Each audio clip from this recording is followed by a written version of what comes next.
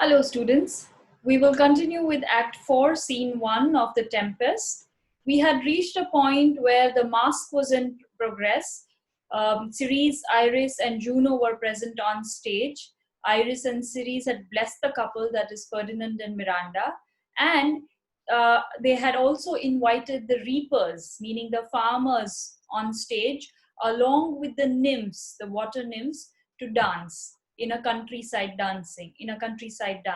So this was basically the entire gist of the mask. And after the mask, while the mask was in process, Prospero suddenly remembers something, and he signals, and the mask stops suddenly, and the characters in the mask abruptly end the entire dance and vanish in air. So that's how the mask ends. It's a very abrupt end to the mask because Prospero suddenly thought of something and he signaled, and the mask ended. Okay, so let's see what is it that Prospero is bothered with, and what is it that is keeping Prospero in sort of an ill-tempered mood, which we will see right now. Okay, so this is Prospero, who, while the mask was in progress, abruptly stops it and says, aside. Now he is aside, so other characters, meaning Ferdinand, Miranda, whoever was on stage, could not hear what he was saying, but the audience, of course, could hear him. He says, I had forgot that foul conspiracy of the beast Caliban and his confederates. So again, he is referring to a conspiracy. If you remember, this was the third conspiracy in the play. The first conspiracy being the one where Antonio had banished Prospero with the help of Alonso and Sebastian. That was the first conspiracy. Second conspiracy was the one where Antonio instigates Sebastian to kill Gonzalo and Alonso.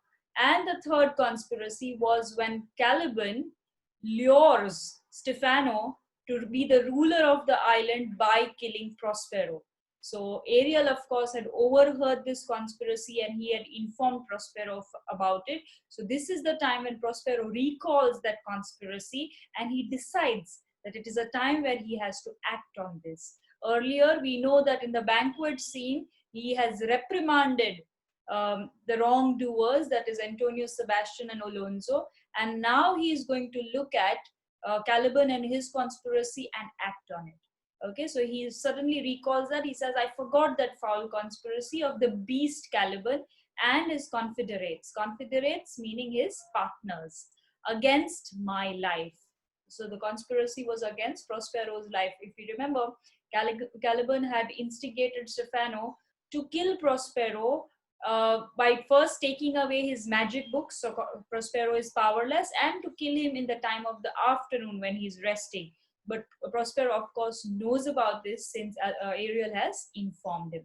Against my life, the minute of their plot is almost come. So it's the time when they are about to execute their plot, and it's the right time to catch hold of them.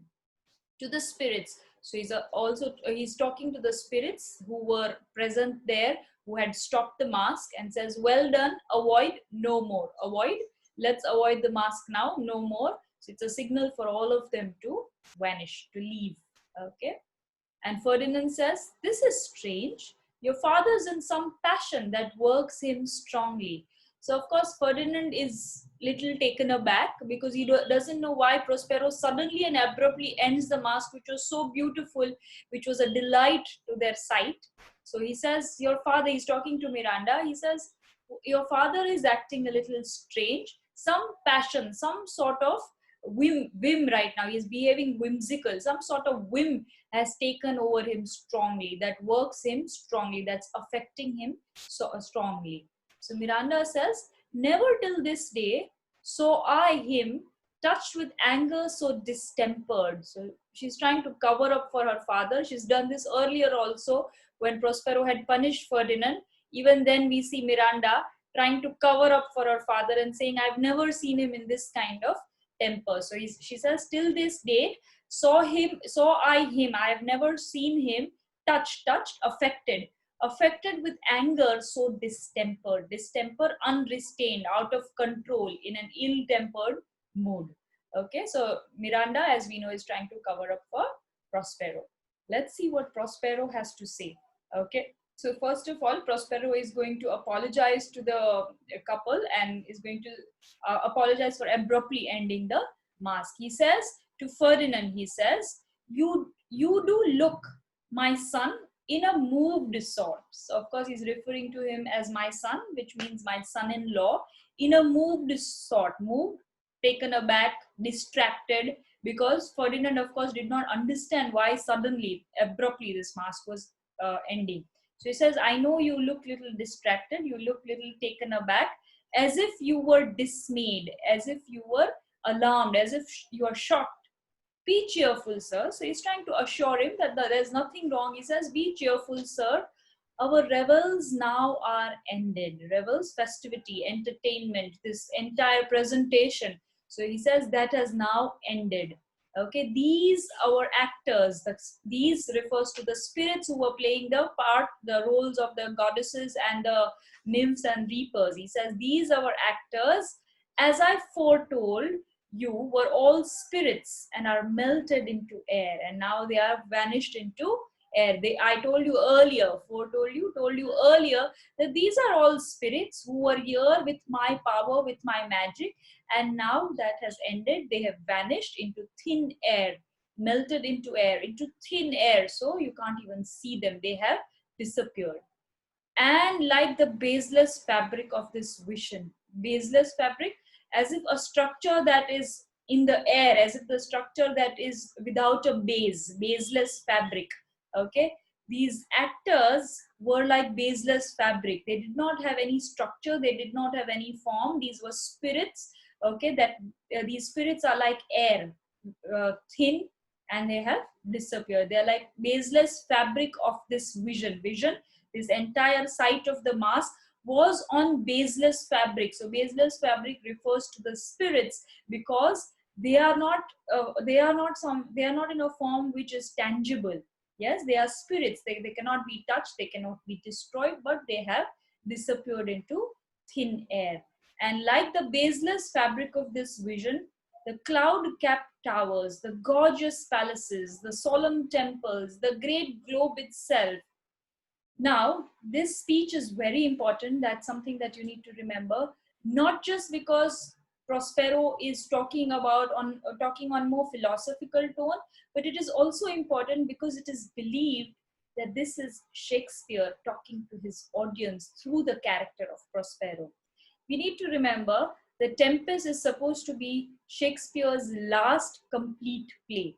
Okay, so this was his last complete play, and in a way, we believe that this is how he was bidding farewell to his audience as a dramatist, as a playwright. So he was ending his career as a dramatist and a playwright, and this is, in a way, he is asking for farewell, is bidding farewell to his audience. So through the character of Prospero, it is believed that Shakespeare was addressing the audience. So it could be one of his farewell speeches that he's trying to make to the audience.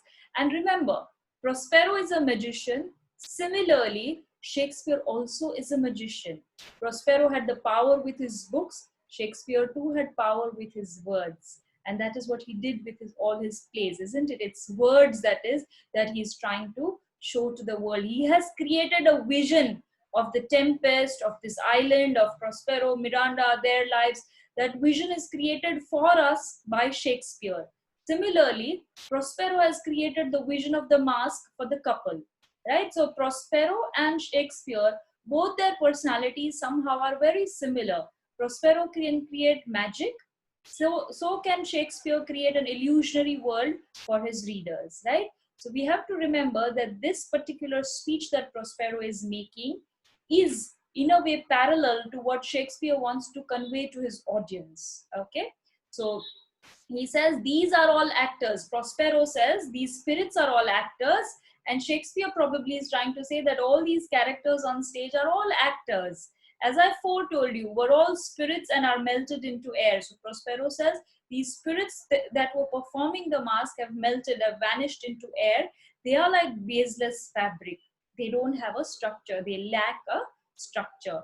All the cloud cap towers. Now, cloud cap towers simply mean towers that are so tall as if they are touching the clouds, as if the clouds are capping the towers, covering the towers. Cloud cap, cloud covered towers. How cloud covered? Because they are tall enough to reach up to the clouds.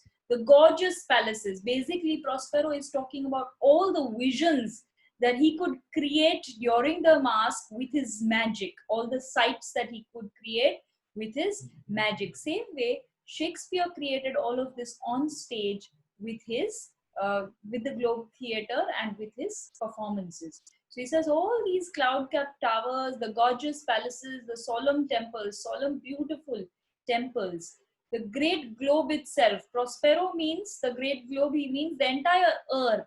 He's talking on a more philosophical, he says, he's talking about how impermanent all these things are. Yes, whatever we see in front of us, the world today is our present, but it will someday disappear. So Prospero is into his own philosophical stream of mind, where he's saying that all the beautiful sights that we may behold right now may disappear someday. Nothing is permanent, everything is an illusion. That is what he's trying to say. The cloud-capped towers, the gorgeous palaces, the solemn temples, the great globe itself, the entire world itself will someday disappear. Now, great globe here has two meanings. First meaning being the entire earth, which Prospero is trying to convey. If we look at this speech in terms of Shakespeare, of course, the great globe will refer to the Globe Theatre, which will someday disappear. So great globe also after Shakespeare will someday disappear. That is what Shakespeare thinks, but it still very much exists, and it still has plays and presence plays the way Shakespeare would have wanted it.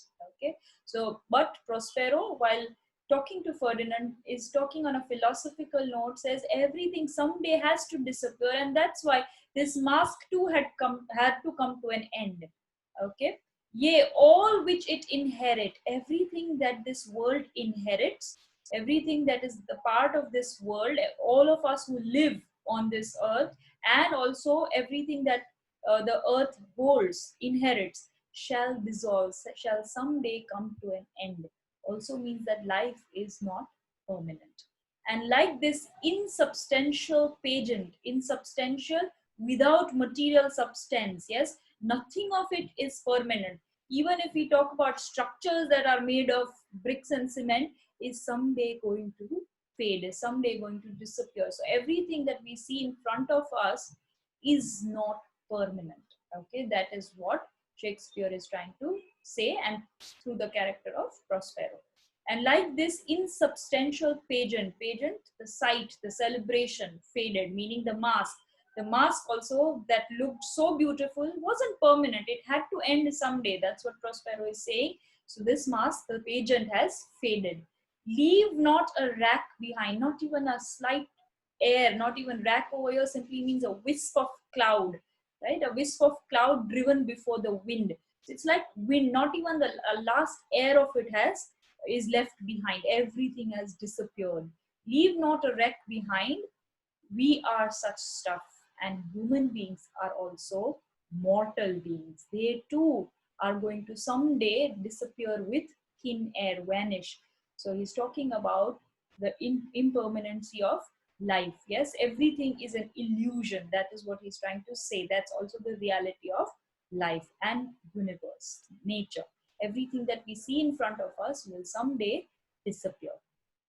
We are such stuff. We refers to human beings as mortal. We are such stuff as dreams are made on.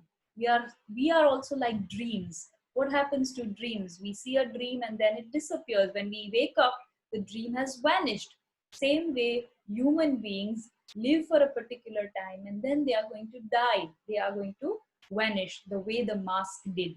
Okay, so on a more philosophical note, he is trying to tell Ferdinand that the sight that you were seeing in front of you was not permanent. It was something I created with my magic and it had to disappear.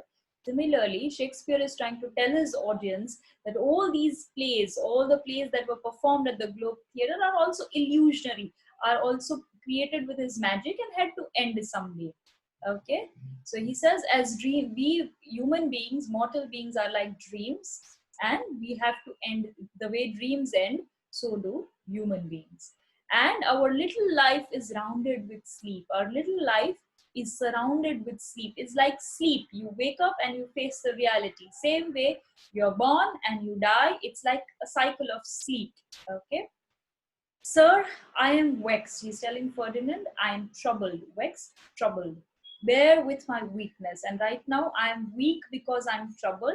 And that's why I need to end the mask abruptly. My old brain is troubled, and that's why I'm feeling weak. I'm old, I'm weak. Now, this is Prospero, who has suffered throughout his life, and he's old. We know that he has suffered, and he is right now troubled. Same way, Shakespeare, writing his last play, his last complete play, is hinting to the audience that I am old and I need to end it somewhere. Okay, so do keep in mind the resemblance of Prospero's character to Shakespeare. Sir, I am vexed, bear with my weakness, my old brain is troubled. Be not disturbed with my infirmity. You do not be disturbed with my infirmity. Infirmity meaning not being firm, not being constant, not being stable. So you do not be disturbed. It's my weakness. He's assuring him that there is nothing that he needs to worry about. He need not be disturbed. If you be pleased, retire into my cell. If you like, retire, rest into my cell. Retire for the day, rest there. And there repose, rest. A turn or two I'll walk for a while to still my beating brain, to calm my beating brain. Okay, troubled brain. So Ferdinand and Miranda, of course, says, we wish you your peace. Okay, so they're wishing him peace, to be by himself and be at peace. And we know why Prospero was troubled, because of conspiracy after conspiracy is what he was facing, and he needed to solve each one of them. Okay, so now talking a little about the speech. Prospero's speech has an elegiac tone, elegiac as if everything is ending, everything's coming to an end, like death. Okay, so there is an elegiac tone to his speech. It's Prospero's farewell from the world of magic, as well as Shakespeare's farewell from the world of theater. Okay, so it's a farewell speech, and we know that, as I earlier mentioned, that this Shakespeare talking through the character of Prospero. Speech uses rich images and meaningful phrases. Rich imagery of cloud-capped towers, temples, beautiful scenery, everything is used there. And meaningful phrases, especially the line which says, we are such stuff as dreams are made of. It's a very philosophical line which talks about how human beings are mortal beings and are going to come to an end someday. Okay, focus on the diction, choice of words, vocabulary of the speech, which are like revel, meaning celebrations, actors, baseless fabric, globe, pageant, rack. All these words are words related to theater. Okay, these are words that are the characters, actors. These are all these words, pageant, that are referred for some sort of theatrical performance. So we can now relate it to Shakespeare much better. Speech focuses on the themes of impermanence of human life. Human life is not permanent, it's impermanence. Impermanence of human life. Illusionary nature of universe and unreality of life.